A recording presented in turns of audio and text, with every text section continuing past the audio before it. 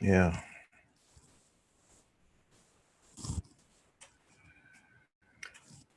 Hi, Mike. Sorry for that. I think the internet actually decided to go off on us. You were just saying how we lost you as you were describing the the difficulties in and which ones of the confirmation biases were most difficult to sort of deal with, and I think I think that's where we lost you. The internet connection. Sorry, Yeah, I'm back yeah, here now. beautiful. So yeah, there are lots of biases, and this is helpful to any business leader or investor. There's confirmation bias, which is just simply seeking out information that confirms your own conclusion already. There's information bias. There's loss aversion. There's all kinds of biases that we need to train individuals up when they come into the organization in terms of being better investors. That's been a bigger challenge, I think, for us. But that's just people transitioning into different sectors. But certainly finding talent is an important element there, and that's also been a challenge. Okay. And what would you say has been the most useful tool or device that you've used to sort of improve that ability for people to sort of have that mindset and remove those biases? Has anything been helpful or most helpful? No, I'd say the organizational culture itself, that there are not really many tools you can use. We have regular training sessions with our team on leadership, on thinking outside the box, on becoming better investors. But no, there's no real tool. Building an organizational culture, is very difficult from scratch. But if you build it correctly in terms of just hiring the best people you can, building a structure in place for them to really thrive and have the space to do their work, then that takes care of a lot of the issues. So we've worked hard actually over the last few years in terms of building organizational culture, and now we're pretty pleased where it's at in terms of the people being able to run with things independently and fulfill their tasks as we expect them to do. Helpful. I think it's Michael, the great management strategist,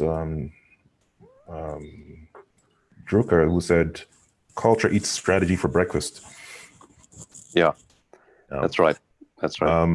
So it's really great that you mentioned that. What would you say then, in terms of, you said, building this great culture, and perhaps this will tie into some of the later questions, but maybe as a separate standalone, what are some of the key foundations of building a great culture, would you say,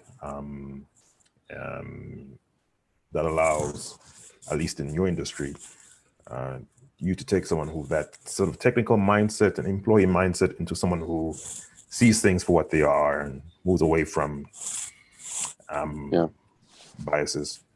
It's about hiring people that, again, are intellectually curious, are driven, ambitious, and if you hire those type of people, that really takes care of a lot of things. But it's about also being transparent with your message.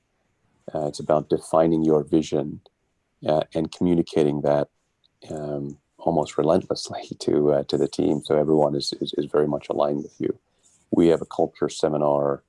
We're using a third-party group every year. And we also have a strategy session to reinforce it.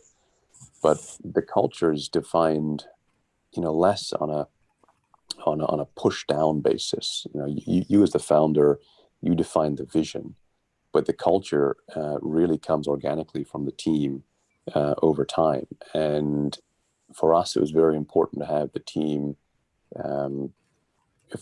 I guess, give their views on what they think the culture should be. And so the seminar we have every year, it's them actually opining upwards on the culture. And if you're doing a good job as a leader, then you will recognize the culture immediately to sync with your vision.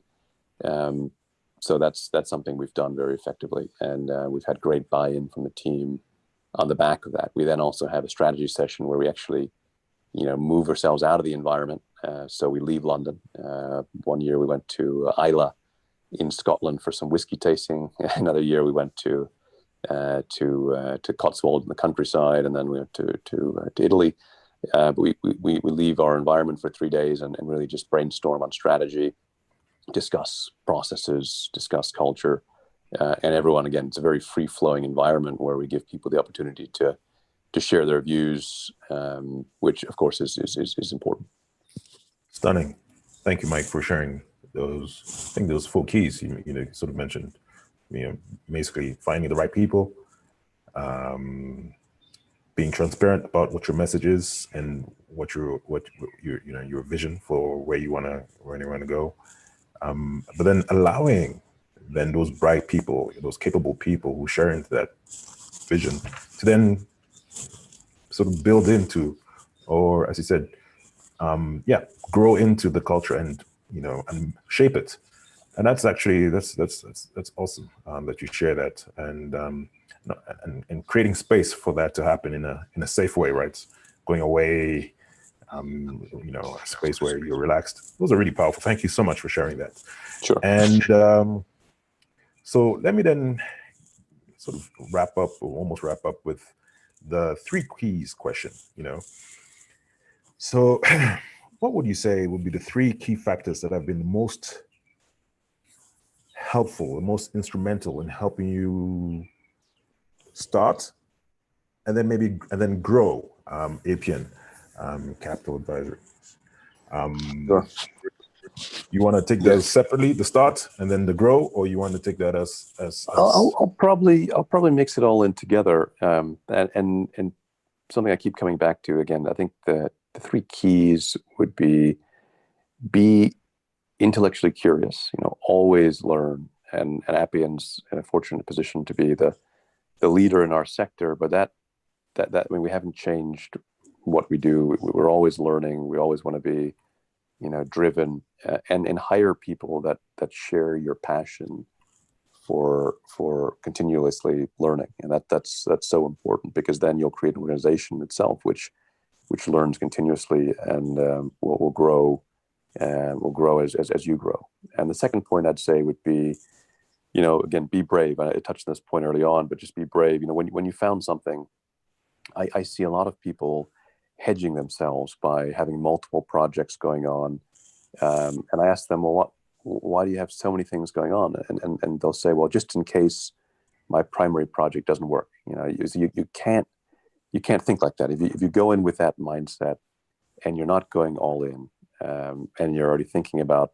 something potentially failing, you're just not in the right mental frame of mind. I remember, I founded Appian when I was 29 years old. We're now on 5 continents, and nearly 5,000 employees.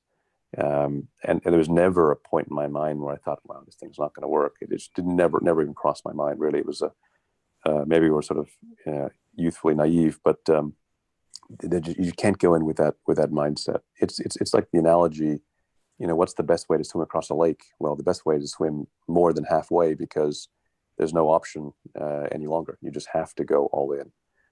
So I'd say be brave. Don't be afraid to go all in on something you're passionate about. And then the third point, the third key, as you reference it, I would say don't underestimate the importance of good people. We've made mistakes, and everyone makes mistakes in terms of hiring people. And that's such a critical theme. As they say, fire fast and hire slow. Really just make sure that the people share your vision. Founders at the beginning, they do everything from changing printer paper to determining strategy to speaking with investors. And the only way you can scale your business is to hire really smart, driven people who buy into your vision, and then you give them the space to act. And that's a real critical thing about the growth point, to the second part of your question. So those for me would be the 3 keys. Be intellectually curious, hire people who are intellectually curious, be brave, go all in on something you're passionate about, and then don't underestimate the importance of bringing in good people. Powerful, Mike. Thank you so much for sharing that. And Mike, to wrap up, can I maybe ask you what you're busy with other than other than, of course, Appian? Are you working on anything, any projects you're supporting? And is there a way we can find and support it or you? Yeah, no, thanks, Patrick. As you know, we're good friends. I've got a young family, and that whatever free time I have is absorbed completely by them. But Appian is really a 24/7 focus. What we have done is we've created a charitable foundation within Appian called the Appian Way Charitable Foundation. I'm the chairman of the trustees. We've created now over 11,000 jobs around the world through the foundation. And the foundation works with our portfolio companies in terms of reallocating capital to communities or individuals in close proximity to the operations themselves. Mining has a great benefit to local communities because it has a multiplier impact unmatched by other industries. So for every job you create as a primary job in mining, you create 3 to 5 indirect jobs. And the thing is, mining is going to be in everything we need and we do, and a lot of our commodities are supplying electric vehicles, wind turbines, green technology, and so we're positioned very well. But the foundation itself is there to ensure that local communities also get the upside and benefit of the operations, and that's really the goal. For example, during COVID, we donated $600,000 to local hospitals, local communities in Brazil when the government was not able to support them.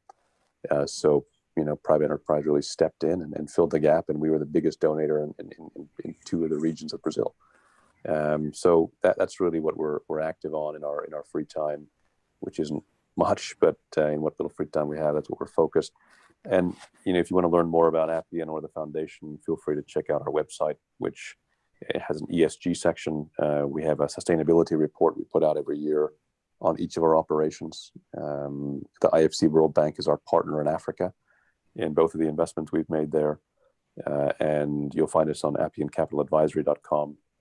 We have a LinkedIn page. You'll get regular updates, and you can also follow our progress on Instagram, Appian Capital Advisory, where we give regular operational updates and ESG updates from the portfolio companies. Mike, it's been an honor. It's been a pleasure. As we wrap up, I'd like to thank you for sharing that, and thank you for all the work you've done, and particularly through what you just mentioned, the Appian Way Charitable Foundation. I'm sure my viewers and listeners will be checking that out and finding ways that hopefully they can support you in that. If there is any, let us know. But if not, we'll just check on those links you provided. Is there anything, as we wrap up, is there anything that you think I should have asked you that I didn't? I know it's a cheeky question. No, you're very, very thorough as always. No, it's exactly as I remember. No, it's been a real joy. And as I mentioned, if there's anything I can do to help entrepreneurs or people who want to fulfill their dreams or vision, and I hope this interview has gone some small way in doing that. I know it's always difficult and always a challenge, but as I mentioned, Sure. Be brave. But thanks for taking the time, Patrick. Thank you for taking yours. We really appreciate it. It's such an honor, such a pleasure. Mike, see you on the other side, and take care. Thank you. Have a great day. Thanks, Patrick. Bye.